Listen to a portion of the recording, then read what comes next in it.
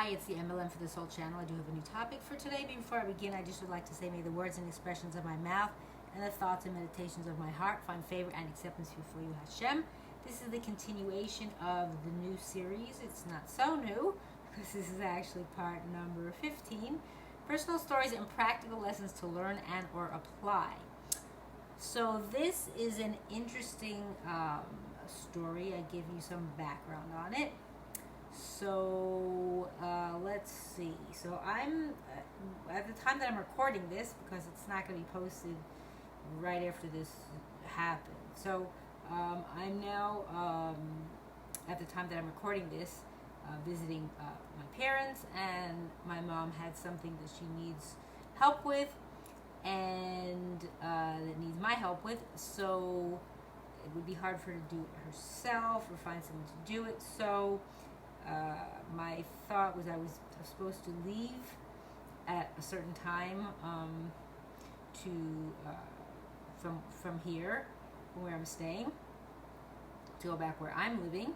And I mentioned to her about, maybe I'll stay a little bit longer, a couple weeks. And then the situation was that, okay, that sounds good, change my ticket, all that. So this is like February in the English calendar. February 11th was the date I was supposed to return, but I went back and changed that to a couple weeks after. And the thing is, I'm just trying to find my information here. When I contacted this person to change, hold on, sorry for I'm just trying to find my information here, the email. So yeah, I sent the email to a person, but I'll back up on that part of the story. So Baruch Hashem, I've been studying from this company called Art Scroll, and I'll put their information below the video as well, so you can check out all the different Judaica and Seforim that they sell. So that's part of the email that I sent to this person who works there. But my issue, one thing is that I've been studying from this. It's called the Rashi commentary, the Saperstein edition. This is what one of them looks like. It's a pocket. It's a personal size edition, and they come. There's different numbers on them, and I think it goes at 17 to finish the whole 5 books of the Torah, the Chamisha Chumshei Torah. So the thing is, I study them weekly, based on the portion for each day that makes up the parasha, the portion for that week. And I realized that by staying another couple weeks, I would not have the one that I would need to study. Like, for example, here I have 2 of them. This is, I don't know if you can see, there's numbers there. There's 5 and 6. So I'm doing number 6. But I realized that I would not have the one that I need by staying longer, by like 1 week. And I usually like to start learning the parasha, right after like Shabbos, and I'll just, or before Shabbos ends. But I'll tell you, I said that in the email to this person. So I was thinking, I didn't know what I was gonna do. I was thinking maybe contact someone from this neighborhood. Maybe a neighbor that my parents know. Maybe they have one that I can borrow for a few days before I leave. And then I was thinking maybe someone else at a shul maybe have it and can lend it to me. That's kind of the contemplation. But then I guess I was, getting up or something. I forget what day this was. Maybe it was about a week or so ago when I had this idea. So that was February the 5th, meaning this. I'm just giving you the timeline, but it's not going to be posted anytime soon. This video, because I've been recording a lot, just so you know. And I also want to say, and I forget to mention this each time, but it would be great, just helpful for you if you have, any stories to share. That also, and also underneath in the description I give like bullet points, like, and sometimes some other information that you might want to look at. So just wanted to, sorry, interrupt that. So continuing on where I was leaving off, so I guess Hashem put it in my head, and I never thought of that, doing it the way I did it was, I says, oh, why don't I contact Art Scroll? That's, again, the ones who make these Seforim and many others,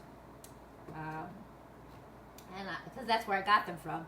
And I says, well, maybe they would be willing to, like, like copy it digitally and email it to me, and then I could just read it online instead of, on Shabbos I can't do that unless I print them out, and it was just for one parasha, so it might not be that many pages. Plus, it's a smaller, I can show you the inside of this, it's smaller print, so that's just where I'm up to with my my bookmark. So it's, it probably wouldn't be that much. I says, okay, well, I have a contact there because we have kind of like a close connection family-wise, and someone who I've been in touch with in the past, ordering things. So I send this person, her name is Shandy, I sent her an email. I just need to check here something before I get to that, where I'm at with what I'm sharing. So just bear with me just a moment. I can find that information. See if I'm following what I wrote here. Okay, so yes, I contacted this woman, Shandy, and I sent her the following email. And in the subject, I wrote, I have a unique question, because it is very unique, and I figured that might trigger her. I didn't know if I'd hear back from her right away, so I'll get to that in a moment. So I wrote here, I purchased from Art Scroll over 10 years ago the Saperstein edition of Rashi commentary on the Torah, the personal-sized edition, which I just showed in the video. I have been learning from it for that long without missing a week, Baruch Hashem, and study it during the week and start the new parasha, right, the new portion after Mincha and Shabbos, usually after when I'm eating or before I eat the third meal. And if I travel, I take them with me because, like I said, they're not that large, or they're not that heavy, so I usually take them with me wherever I go if I'm out and I can have time to read it, to study it. So then I said here, I'm visiting with my parents and was supposed to leave.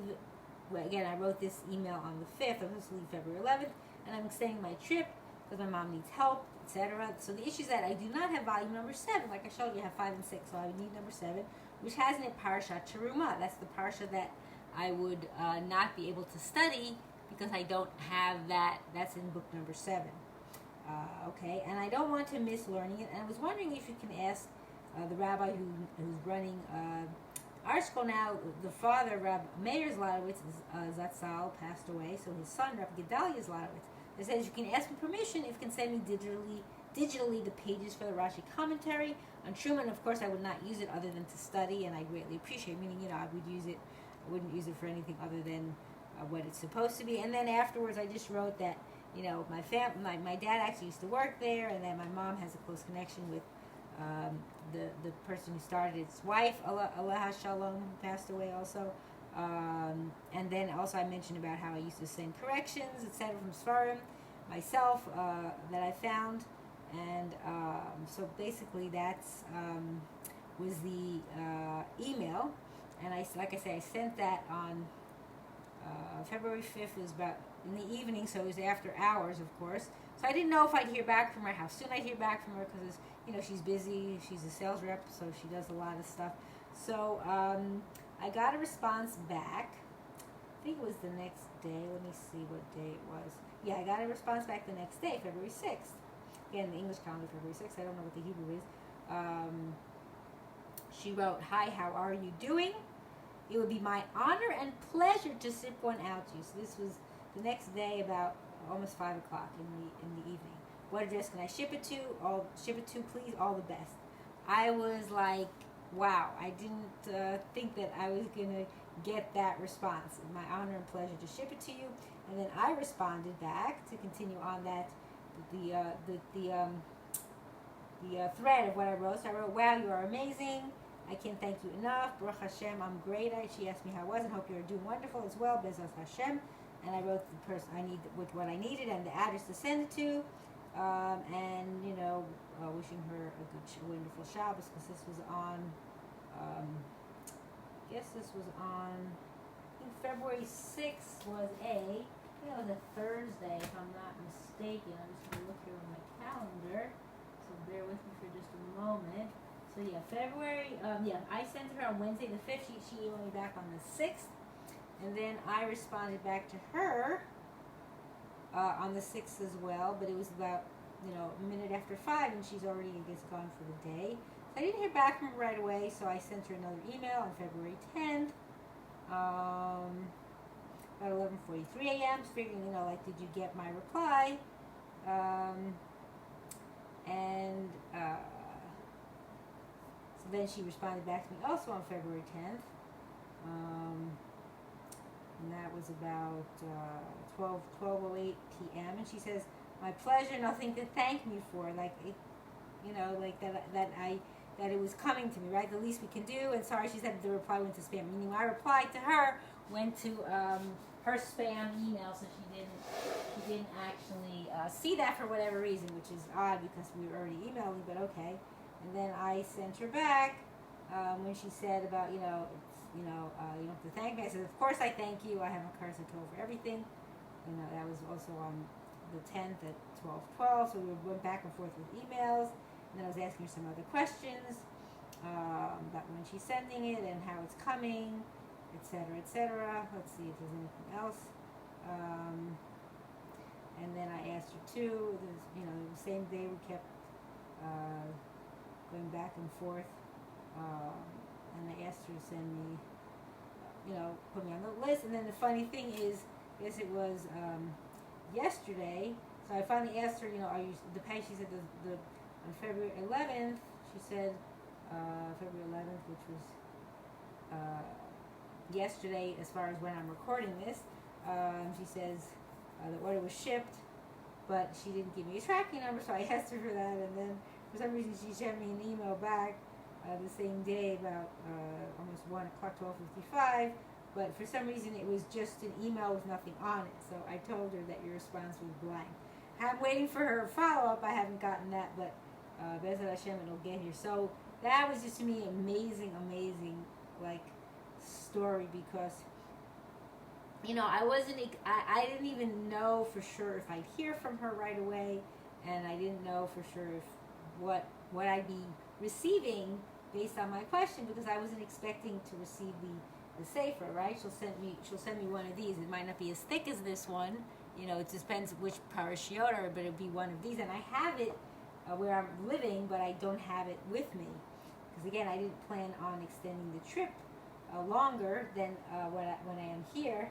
So what's the takeaway from this is don't be afraid to ask, just like you say, BeEzrat Hashem, whatever, Hashem put it in my head beforehand, with that idea. So I figure, it doesn't hurt to ask, because, the worst she can say is, "Sorry, I can't do it. It's not okay. It's this, it's that, it's the other. I'm not even paying for it. She's just sending it to me for free." That was just like a big surprise to have that happen when I was, just expecting to get maybe, something sent to me by email that I could read it on there. And so like I said, you don't know until you ask. Meaning, if you're afraid to ask, then you'll never know what the answer will be, right? Meaning, there's, I guess you could say, a 50-50 chance, right? They'll say yes or they'll say no. That's all there is. So either way, if you didn't ask, you wouldn't know what the answer would be. You can't assume. It's never good to assume that they're not going to be open to helping you. And this was even more than I was even expecting. So that was the amazing part of the story. So I thought that was really great to share. And again, don't be afraid. Ask the question, even if it seems odd, and you'll see. You just take it for what it is, and then see the results. And just to end off, I hope and pray that we will all merit to live and see the coming of Mashiach speedily in our days and the building of our final and everlasting Beis HaMikdash. Amen. And thanks for watching.